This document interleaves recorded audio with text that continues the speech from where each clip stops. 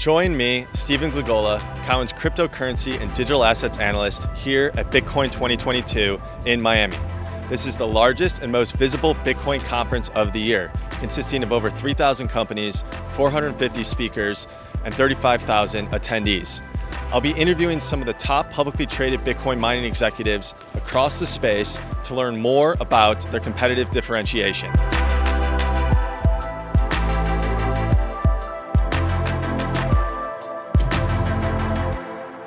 It's a lot happening in the cryptocurrency world. Like I said, it's going to be around for a while, and you just kind of got to get with it.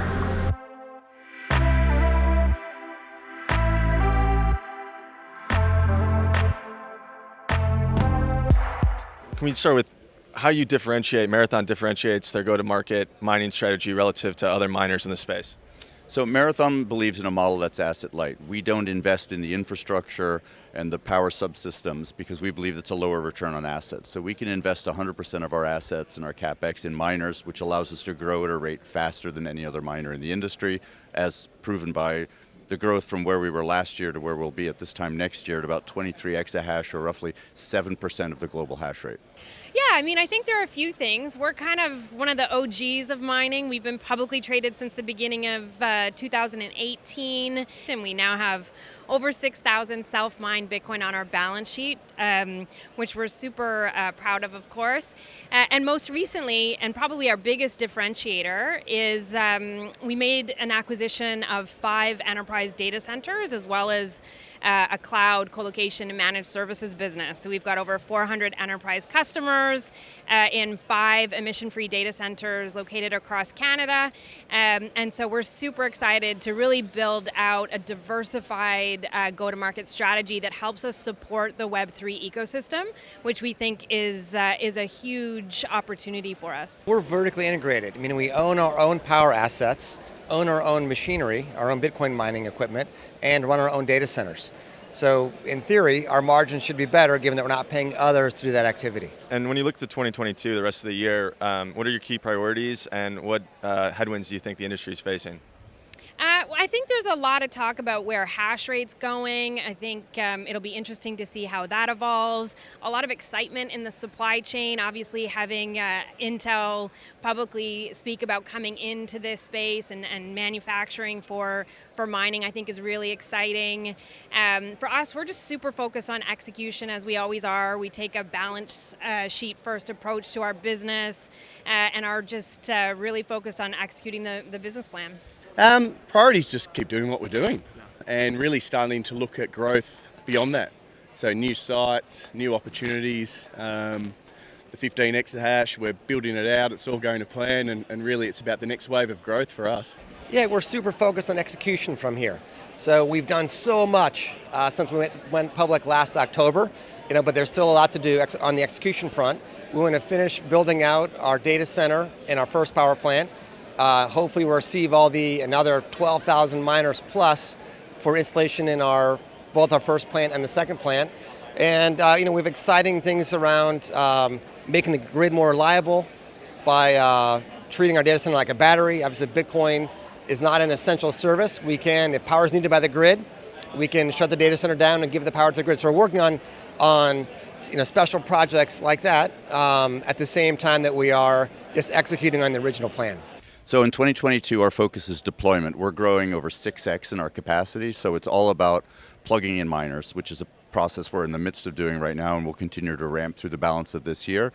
We're also starting to focus on what we're going to do from a growth perspective in 2023. I think personally the headwinds today in the industry, for some miners it's access to capital. We're kind of amongst the top tier of miners, so we don't have that challenge, but smaller miners are clearly having issues that they're capital constrained. We're starting to see pricing on mining rigs coming down, which is an indication that that kind of demand is softening. But capacity, hosting, access to power has been a challenge. It's really more the regulatory challenge, especially in our case. Our model breaks the mold. We're putting miners behind the meter at renewable energy generation facilities, wind and solar. And when we do that, the wind doesn't blow 24 hours a day, the sun doesn't shine 24 hours a day, so we have to also be able to take load off the grid.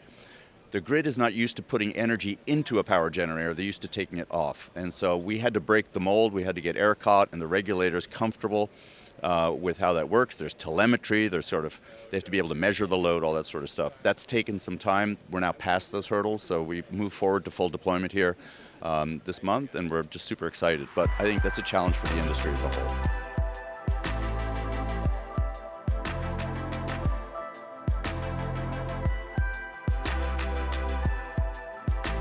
Can you walk me through sort of the strategic rationale on your end of holding Bitcoin relative to liquidating it?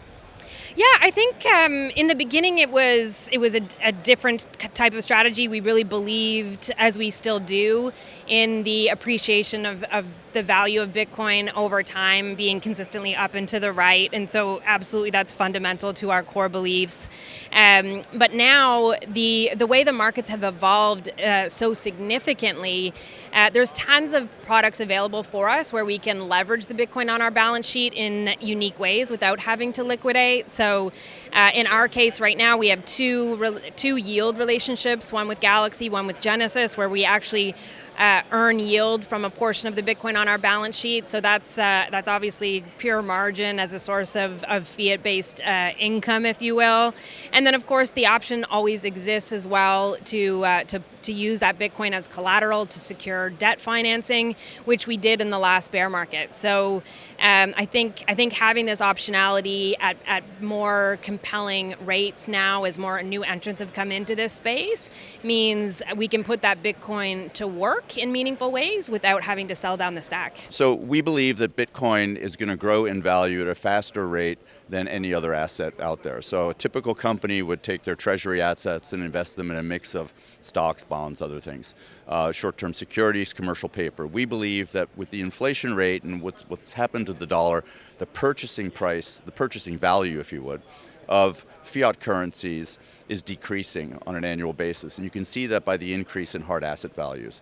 Bitcoin, on the other hand, increases historically year over year by a percentage that's well over what the discount rate is, well over what other alternative asset forms are. So we believe that holding Bitcoin is the best thing for us. Not only is it best for us, but it's best for the industry, because what it does is it limits the amount of new Bitcoin going into the market, which just acts as a lever to push the price of Bitcoin higher up.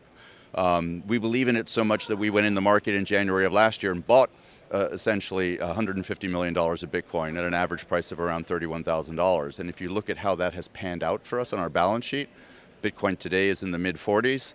That's been a really good bet. That's a 50% return on that investment in a very short period of time. Every Bitcoin we mine today, we can reinvest and earn another Bitcoin every 8 months. I mean, it's that simple. Like, it's a compounding strategy. We're very bullish Bitcoin, but from a business perspective, really delivering value to our shareholders, rather than just parking a static asset on our balance sheet that's going to sit there and not do a lot. Reinvest it, grow the business, and really deliver compounding returns. Yeah, so at some price you'd be a seller. So we're in a growth mode. So we need to use that Bitcoin, convert it to fiat in order to pay our bills, to keep our growth rate high. And so, but obviously if we could end up holding as much as we can, we would. But today, given our growth rate, we've had to sell.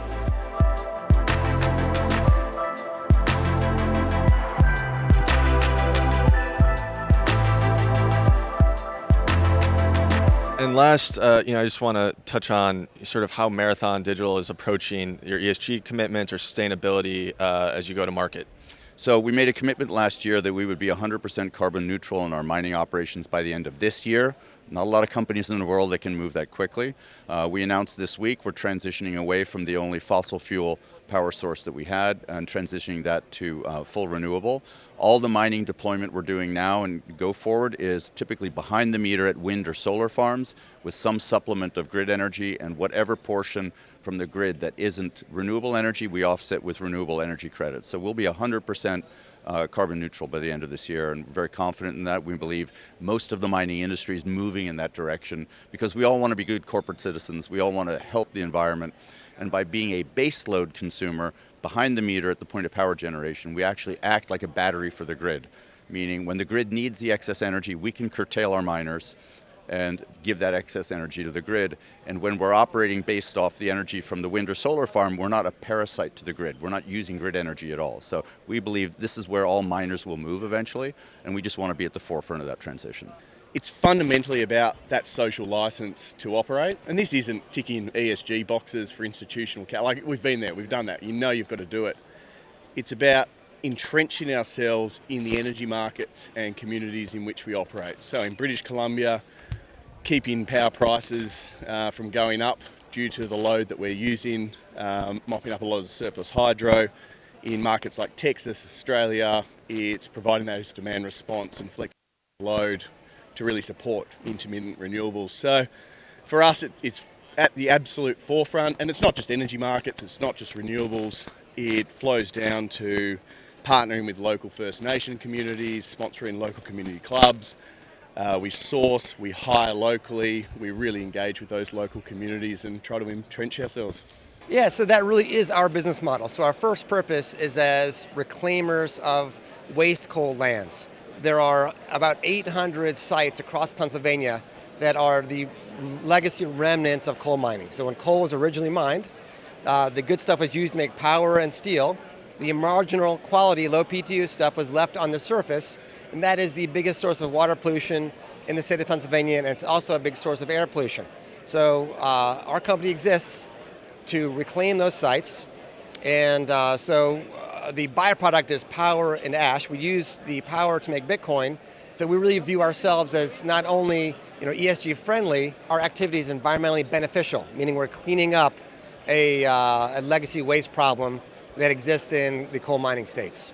Well, obviously, it's pretty important to us. I'm the only female CEO of a publicly traded miner. We're very proud to have 40% female representation on our board, 50% female representation from a senior management perspective. We've made a commitment from an ESG perspective to be carbon neutral by 2025, and we've put forward standards that we hold ourselves accountable to. They're all visible on our website. We've taken a very governance-first approach to how we've committed to our ESG priorities, which we also think is incredibly unique in this space. And that wraps up Bitcoin 2022 here in Miami.